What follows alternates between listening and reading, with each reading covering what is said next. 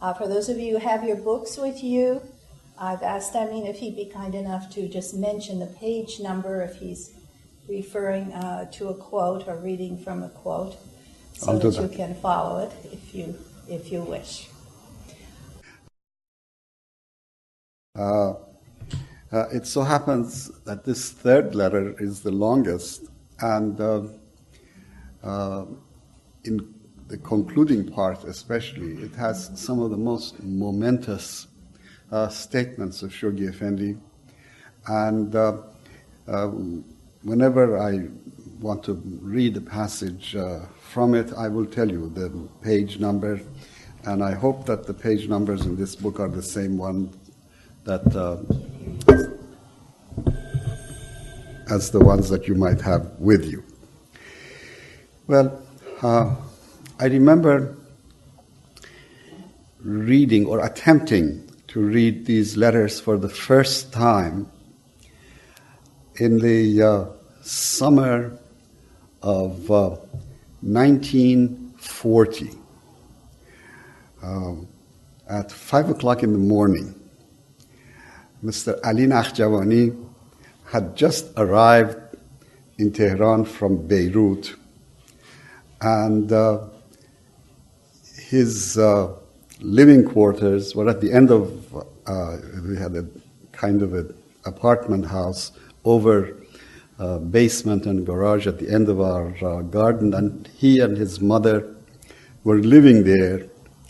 And my father had arranged for us to take English lessons with him, and partly, I think, to help me with English, and partly in his wisdom trying to get me to be introduced to these more serious aspects of the faith.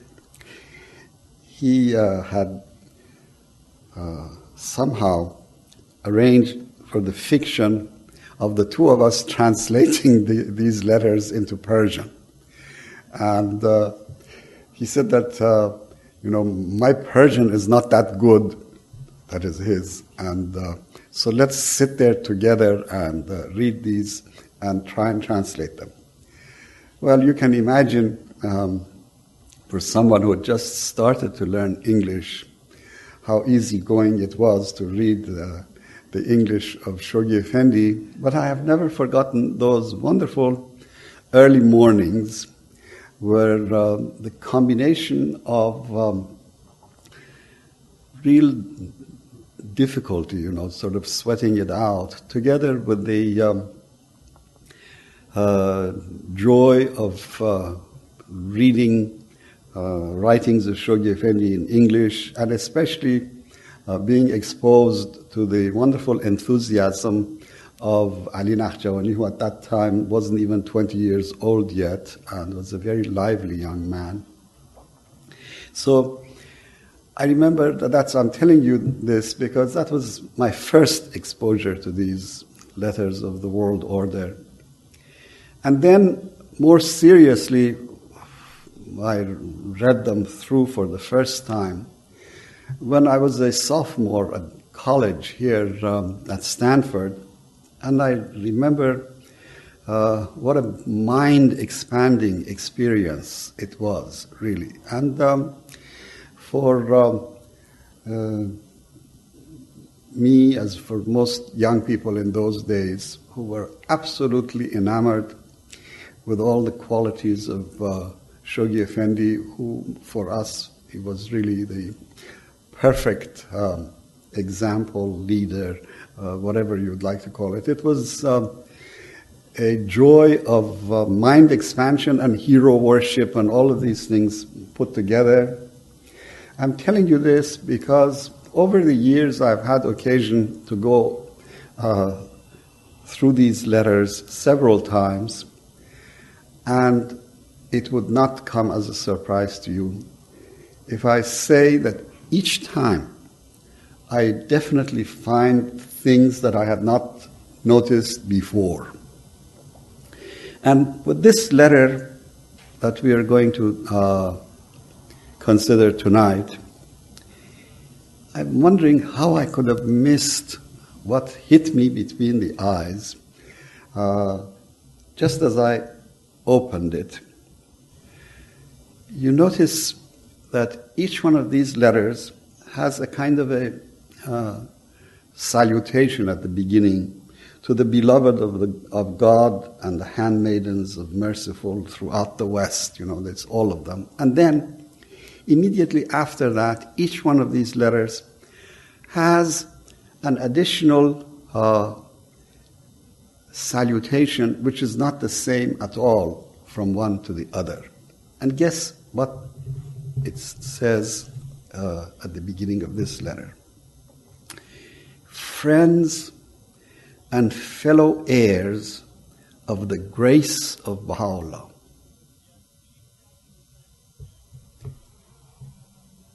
And then as I was reading, I came across this word grace 2 or 3 other times, maybe more. And all of a sudden, it dawned on me that this particular letter, among other things, is about grace. And anyway, a word which somehow is the center of gravity of this letter happens to be grace. What does grace mean? It's not an easy word to translate. To my mind, it's a combination of a beautiful gift for which we are grateful. Sometimes in a more specific usage of the word, before dinner, Christians say grace. It is essentially an expression of gratitude for the gifts that are bestowed. But beyond that, in a more general sense also, grace has to do with something beautiful that is bestowed on us, for which a normal expected reaction should be gratitude, appreciation. And Shoghi Effendi, in this letter, is speaking of the grace of God which is bestowed, refused, the consequences of that refusal, and the abiding promise of that grace still. Let me read to you first from page 169 this reference to grace that I found in here. This is the onrushing winds of the grace of God. He, that is Baha'u'llah in the Surah Al-Haykal, proclaims, have passed over all things. Every creature hath been endowed with all the potentialities it can carry, and yet the peoples of the world have denied this grace. This is really the theme, the drama of this letter. How the gift of God is given freely to humanity, and how the humanity at large has denied it. And then Shoghi Effendi ends this letter by focusing on the role of Baha'is, as he calls at the beginning of the letter, the fellow heirs to the grace of Baha'u'llah, who in fact are, or at least should be, cognizant and appreciative of this gift and recognize their station, their role in the world as the hope for future of humanity. In page 201 again, this theme of grace comes up.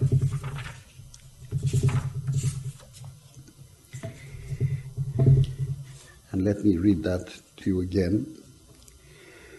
And this is where he's speaking about the spread of the faith. This is already in 1936 when he so proudly speaks of existence of the faith in some 40 countries of the world. Here we are close to 300 now.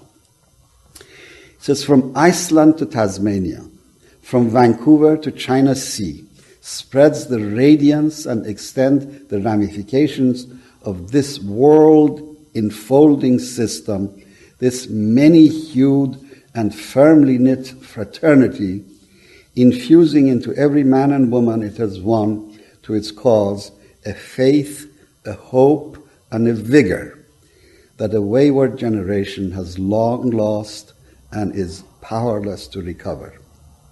They who preside over the immediate destinies of this troubled world, they who are responsible for its chaotic state, its fears, its doubts, its miseries, will do well in their bewilderment to fix their gaze and ponder in their hearts upon the evidences of this saving grace of the Almighty that lies within their reach, a grace that can ease their burden, resolve their perplexities, and illuminate their path. You notice the theme is the one that's picked up by the Universal House of Justice in their peace message of 1985. In many ways, most of us, when we read that peace message, we immediately were struck by the fact that this was really both in scope, in purpose, and in thematic development, a sequel to these world order letters of Shoghi Effendi. And it's in that peace message where the Universal House of Justice ends up by telling the world, look at the Baha'i communities and see what they are doing as examples of something that is hopeful, something that is promising for future of mankind. Well, this is something that I wanted to share with you as the newest, latest novelty that I found in this particular letter. If you allow me now, we can go through a systematic review of this letter. I'm not going to dwell on the portions which are very detailed analysis of the political situation of the world of 1936, but I am going to point out how parallels with those exist in our own time and how sometimes we think that a certain development in the world maybe has a span that is finite, that is repeated, and it comes back and it has larger and larger implications for us. And in this way, none of these analyses are ever dated or invalid. He speaks about the unfoldment of world civilization, and in it he notes various stages of this unfoldment. Unfoldment really in his writings is almost synonymous to an evolution, that is a kind of page after page of this process that is to end in world civilization.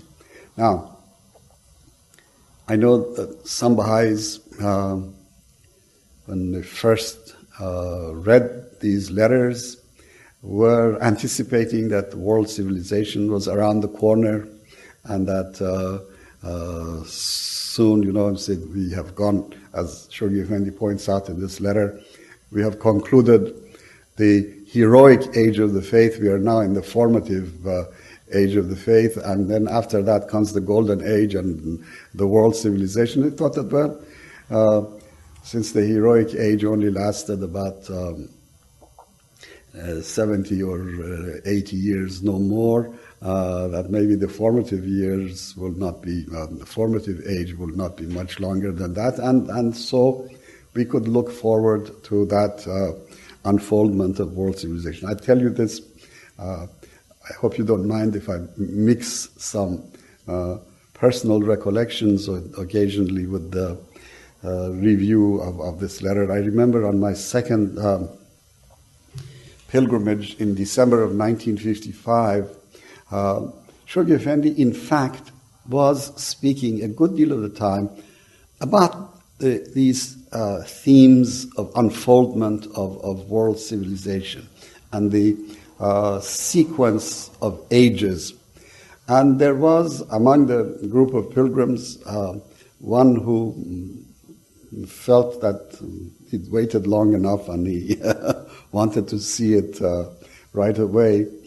And I remember Shoghi Effendi turning around, and as he was speaking in Persian, I will tell you just the exact words as he used, and then I will translate them.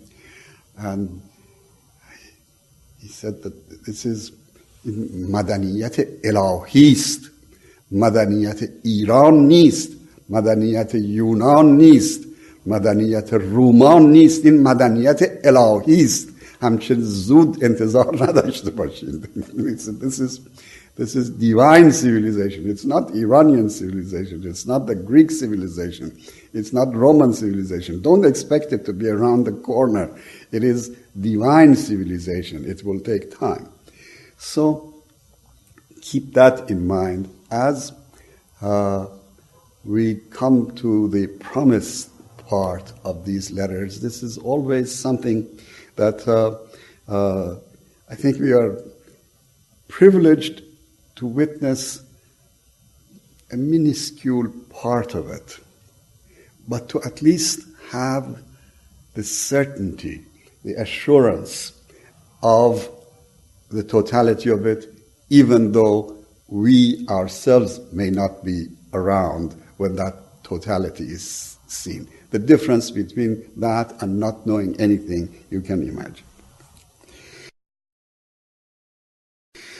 Well, in page 163, when he speaks about this unfolding of world civilization, he says that this dispensation of Baha'u'llah is the final stage in a progressive series of divine revelations, which he makes sure that we all understand that, first of all, Baha'u'llah says that the station of all of these manifestations is the same, but the capacity and the understanding of the people who receive it is not the same. Therefore, there are these variations. But then he makes this very interesting remark here, which again, as you read quickly, may not catch your attention, but at least it caught my attention a lot this time. And that is, it says that we are these successive stages, the coming of age of the entire human race. It should be viewed not merely as yet another spiritual revival in the ever-changing fortunes of mankind, not only as a further stage in a chain of progressive revelations, nor even as the culmination of one of a series of recurrent prophetic cycles, but rather as the marking the last and highest stage in the stupendous evolution of man's collective life on this planet. You notice that? 800 years from now, we may be reading this as we may have already started on our interplanetary communications and connections, and get an entirely new light on this passage. See, this is what I meant, that every time you read it, you see something new. And in this same vein, it says the emergence of world community, the consciousness of world citizenship, the founding of a world civilization and culture, all of which must synchronize with the initial stages in the unfoldment of the golden age of the Baha'i era. And golden age, he explained, is hundreds of years, thousands of years in the future of Baha'i era, should by their very nature be regarded, as far as this planetary life is concerned, as the furthermost limits in the organization of human society. So,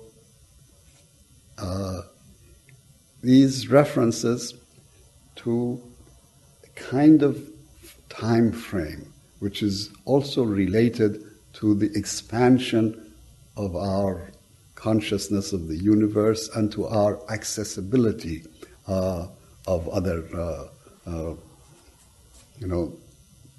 spaces beyond this planet. It's not a theme on which I can expound, and I hope that we don't speculate too much. Some people I know like to get into all kinds of UFO discussions, things like that, and it's a waste of time. But I brought it up because it shows you how, as I said, for example, 800 years from now, we may be reading this with an entirely different understanding. Then it says that the process of integration and the world maturing of humanity and the final consummation or the end of the prophetic cycle, which is everything from time immemorial to the dispensation of Baha'u'llah. And then he speaks of the pangs of death and of birth. The death throes are long and repetitive, and we are in a generation, this is a beautiful metaphor that he uses. He says, we are in the generation of the half-light, that we dimly see. See, to us, the generation of the half-light, living at a time which may be designated as the period of the incubation of the world commonwealth envisaged by Baha'u'llah, has been assigned the task whose high privilege we can never sufficiently appreciate, and the arduousness of which we can as yet dimly recognize. I thought this every once in a while, when we are groping, we are trying to see our position in the world in a clearer light, it may come as a comfort to you that we are really the generation of the half-light, and the only thing that we are sure of is that the full light will dawn. So then he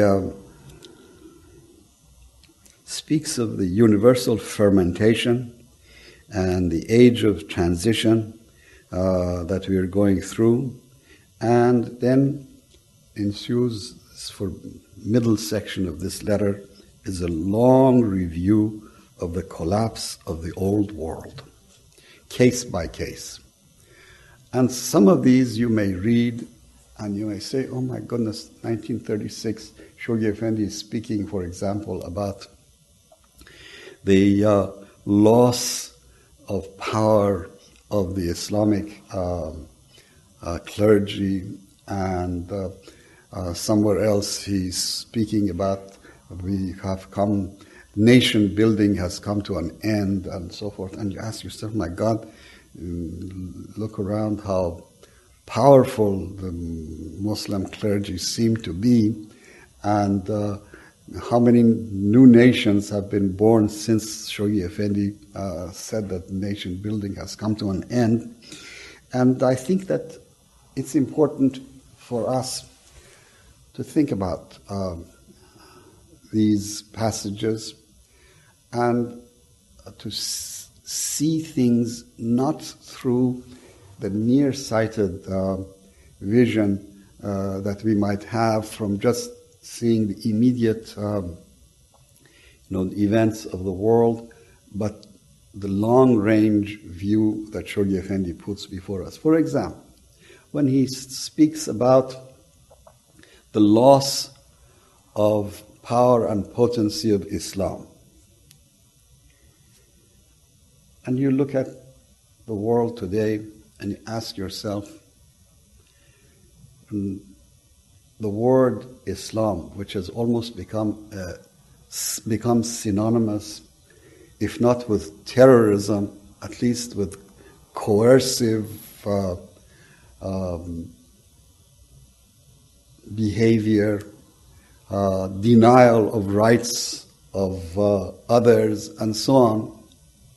And the whole specter of fundamentalism, which at every corner is not a sign of power of Islam, but a sign of abasement, debasing of Islam.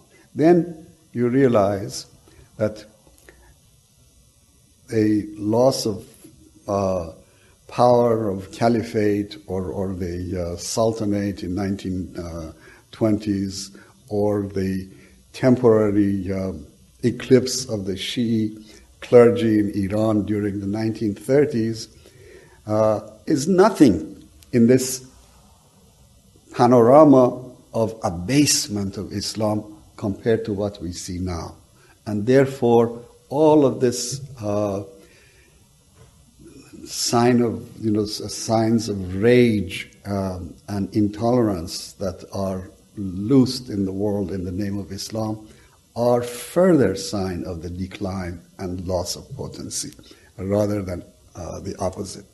And in the same way, he speaks, for example, of the terrible war that was raging at the time when this letter was written in March of 1936.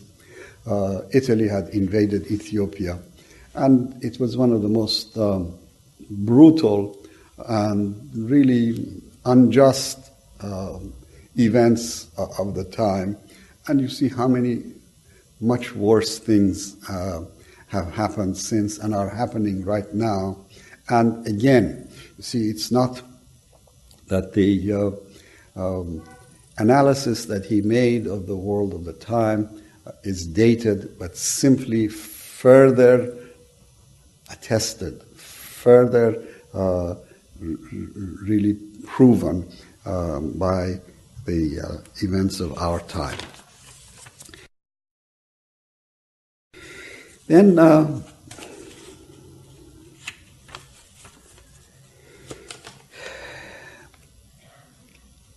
I'm going to skip a lot of these details of the long review of the political and economic disequilibrium of the time, collapse of Islam, the loss of prestige of Christian institutions and so forth, and get to the parts that are really timeless and ring with tremendous power for us now. And that is on page 187 of the book, where he speaks of signs of moral downfall. It's not just that the economy was at a standstill during the Depression. It's not just that the breakdown of the Treaty of Versailles was leading to the outbreak of the Second World War. All of these things were true, but worse than all of these, he said, the signs of moral downfall. And I'd like to read a passage here that is really gives you a time to stop and think. He says the recrudescence of religious intolerance, of racial animosity, and of patriotic arrogance. Every one of these things is true in our own time to the power of 10. It's much more than that. Recrudescence of religious intolerance, racial animosity, of patriotic arrogance, the increasing evidences of selfishness, of suspicion, of fear, and of fraud. He must have known about Enron and all of those things. The spread of terrorism, of lawlessness, of drunkenness and of crime, the unquenchable thirst for and the feverish pursuit after earthly vanities, riches and pleasures, the weakening of family solidarity, the laxity in parental control, the lapse unto luxurious indulgence, the irresponsible attitude towards marriage and the consequent rising tide of divorce, the degeneracy of art and music, the infection of literature and the corruption of the press, the extension of the influence and activities of those prophets of decadence who advocate companionate marriage, who preach the philosophy of nudism, who call modesty an intellectual fiction, who refuse to regard the procreation of children as the sacred and primary purpose of marriage, who denounce religion as an opiate of the people, who would, if given free rein, lead back the human race to barbarism, chaos, and ultimate extinction. These appear as the outstanding characteristics of a decadent society, a society that must either be reborn or perish.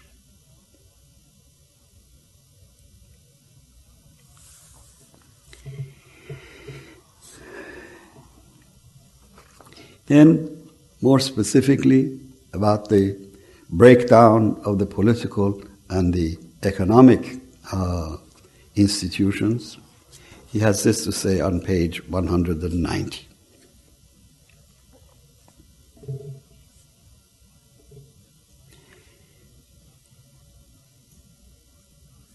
Every system, short of the unification of the human race, has been tried, repeatedly tried, and been found wanting.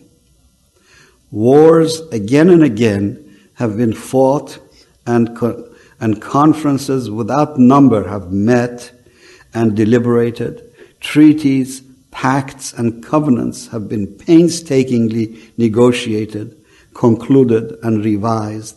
Systems of government have been patiently tested, have been continually recast and superseded.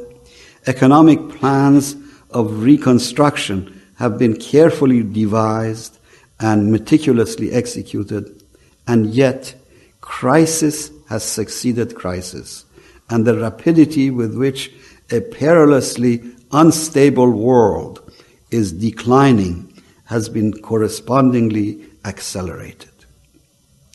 A yawning gulf threatens to involve in one common disaster both the satisfied and dissatisfied nations, democracies and dictatorships, capitalists and wage earners, Europeans and Asiatics, Jews and Gentiles, white and colored. So when he's painted this gloomy picture long enough, then he raises the specter of hope for us. And I will quote from page 194 when he speaks about the community of the Most Great Name. Who else can be the blissful, if not the community of the Most Great Name, whose world-embracing, continually consolidating activities constitute the one integrating process in a world whose institutions, secular as well as religious, are for the most part dissolving. They indeed are the people of the right whose noble habitation is fixed on the foundation of the world order of Baha'u'llah, the ark of everlasting salvation in this most grievous day of all the kindreds of the earth.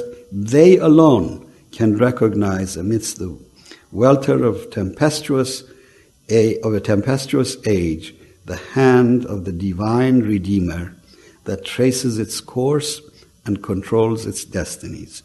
They alone are aware of the silent growth of that orderly world polity whose fabric they themselves are weaving. This is us, dear friends. He then speaks of faith of Baha'u'llah as being a world religion, not a sect, not a cult. And then he speaks of Baha'is' attitudes toward life. And I'm going to read that for you. It's on page 198. These are, as I say, after all the gloom, then this is the prospects of hope that he has for us.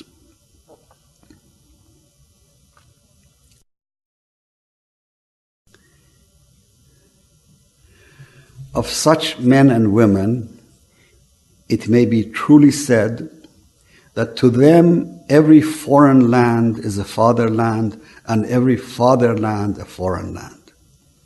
For their citizenship, it must be remembered, is in the kingdom of Baha'u'llah. Though willing to share to the utmost the temporal benefits and the fleeting joys which this earthly life can confer, mind you, we are not ascetics, we are not hermits. The joys that this earthly life can confer, though eager to participate in whatever activity that conduces to the richness, the happiness, and peace of that life, they can at no time forget that it constitutes no more than a transient, a very brief stage of their existence. That they who live it are but pilgrims and wayfarers whose goal is the celestial city and whose home the country of never-failing joy and brightness. So, then he speaks of divine retribution, and before that is one point that he makes which I like to bring up. I'm not going to read it, but I will simply remind you. So often we talk about the fact that as Baha'is we do not participate in political partisanship. And every once in a while, especially when it seems like some very worthy political cause or social movement demands our involvement, questions come up as to why is it that we are not politically active. And Shoghi Effendi gives a very plain, a very logical reason for it, which I think you will all appreciate. He says, look, there are Baha'is spread in 40 different countries of the world. This is 1936, now for 40, you read 300. And these different countries, they have political systems ranging all the way from democracy to dictatorship, totalitarian, to open and closed societies. And some of them are at loggerheads with one another. Now, if Baha'is were to be involved in the least bit in any political activity in any one of these countries, it would make a mockery of their universality, of their unity throughout these, and it would immediately be the cause of their suppression and persecution in the other countries, which makes perfectly good sense. Then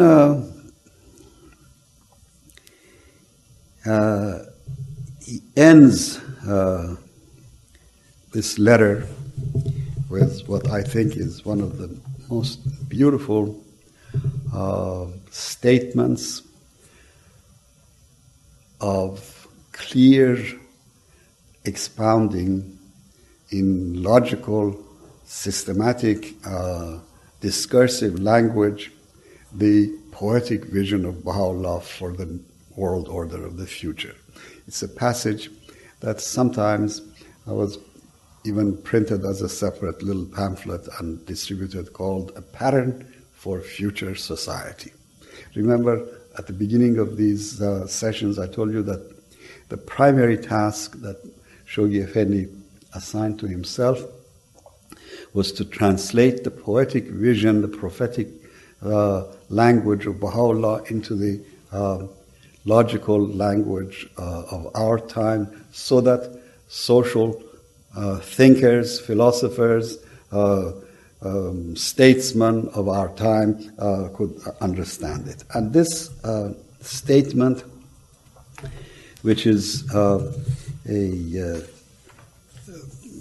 really summing up of what the world order of Baha'u'llah means in understandable language of the world of today, is something, although a little long, but it's best thing that we could end with. And I'm going to read it to you. It starts on page 203. The unity of the human race, as envisaged by Baha'u'llah, implies the establishment of a world commonwealth in which all nations, races, creeds, and classes are closely and permanently united, and in which the autonomy of its state members and the personal freedom and initiative of the individuals that compose them are definitely and completely safeguarded. Shoghi Effendi is absolutely the most economical of writers of English language. There isn't a word extra that you could remove without missing the whole meaning. But you see, in this compact sentence, how many significant and important facts he has laid before us about the kind of future that we expect. First of all, it is to be a world commonwealth in which there are to be no class distinctions, no distinctions on the basis of race or nationality or creed, and yet one in which the autonomy of its member states, of this super United States, the autonomy of its member states is preserved, and more important than that, the individual, the personal freedom and initiative of its individuals are definitely and completely safeguarded. This very often, people who say, "Oh, this is some kind of a collective dream that you have," and they want to demur. You see that the two elements that normally don't coexist are combined in what we are hoping for. This commonwealth must, as far as we can visualize it, consist of a world legislature. Now he goes one by one. World legislature whose members will, as the trustees of the whole of mankind, ultimately control the entire resources of all the component nations.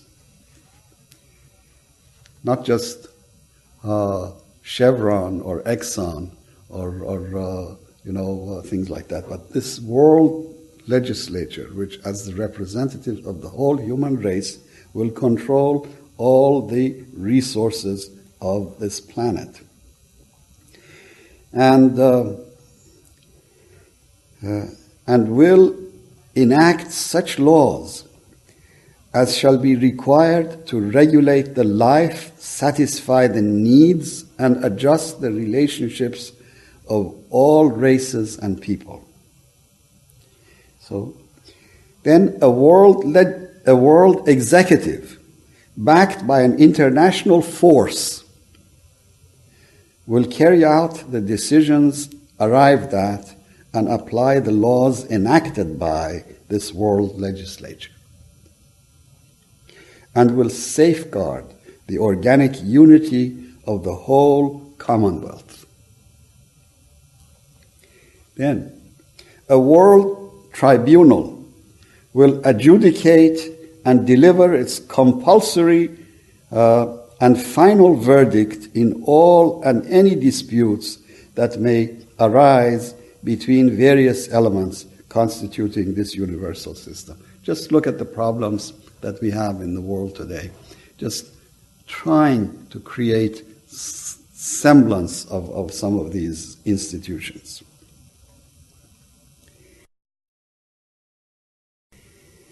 A mechanism of world intercommunication will be devised, embracing the whole planet, freed from national hindrances and restrictions, and functioning with marvelous swiftness and perfect regularity. This he wrote in March of 1936. You might say the internet is already with us. Mind you, he doesn't say anything about all the spam and the hackers and the abuse of this wonderful instrument that we have. But you can see that we have at least the instrument. A world metropolis will act as the nerve center of a world civilization, the focus towards which the unifying forces of life will converge and from which its energizing influences will radiate. A world that is, a kind of spiritual magnetic center for this planet is what Shoghi Effendi is envisaging. A world language will either be invented or chosen from among the existing languages and will be taught in the schools of all the federated nations as an auxiliary to their mother tongue. A world script, a world literature, a uniform and universal system of currency, of weights and measures, will simplify and facilitate intercourse and understanding among the nations and races of mankind.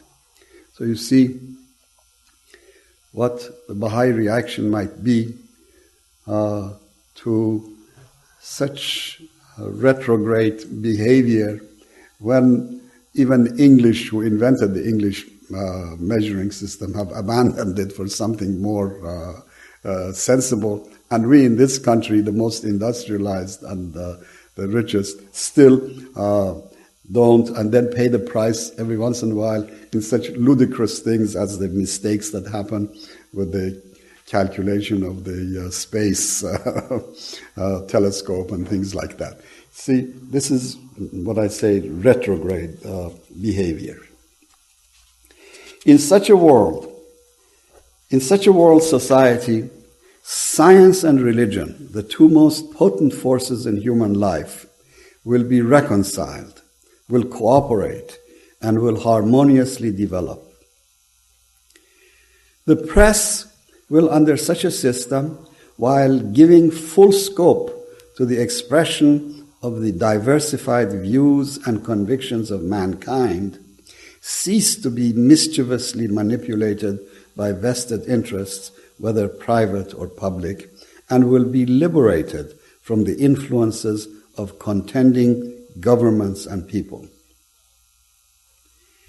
The economic resources of the world will be organized, its sources of raw materials will be tapped and fully utilized, its markets will be coordinated and developed, and the distribution of its products will be equitably regulated. Just put this against the prevailing, economic thought of our time. National rivalries, hatreds, and intrigues will cease, and racial animosity and prejudice will be replaced by racial amity, understanding, and cooperation. The causes of religious strife will be permanently removed. Economic barriers and restrictions will be completely abolished, and the inordinate distinction between classes will be obliterated. Destitution on the one hand and gross accumulation of ownership on the other will disappear. The enormous energy dissipated and wasted on war, whether economic or political, will be consecrated to such ends as will extend the range of human inventions and technical development to the increase of the productivity of mankind, to the extermination of disease, to the extension of scientific research, to the raising of the standard of physical health, to the sharpening and refinement of the human brain, to the exploitation of the unused and unsuspected resources of the planet, to the prolongation of human life, and to the furtherance of any other agency that can stimulate the intellectual, the moral, and spiritual life of the entire human race. This, dear friends, is the future that is promised us. This is a future towards which we are all working. How soon, what parts of it will be with us depend to a good measure to our own involvement in it. We think sometimes that this is the Word of God, it's going to happen whether we do anything about it or not. That is not the case. Good many of these promises are delayed, postponed because of our inaction at the time, and some of them, because we seize the opportunity, we act when we should come about. So I think the intention of the Universal House of Justice in sending us back to these letters is manifold. One, first of all, to be reacquainted with the beautiful, powerful signs of the guardian that are timeless, that are his writings. That is the institution of the guardianship which is forever with us. So we are reinvigorated by knowing that we have such a source of power available to us. Then I think that they want us to stop and think about where we are and where we ought to be and what is our relationship to what is happening out in the world. And I think that in that term, the parallels, the dramatic force, the parallels with events of our time and the dramatic force of these letters are just incredible. And most of all, to be energized and to not fall into the self-defeating cycle of saying, well, the problems in the world are so huge, what can we do about it? There's nothing more debilitating than that feeling of powerlessness. Baha'u'llah has endowed us with power, and we should use it. Thank you.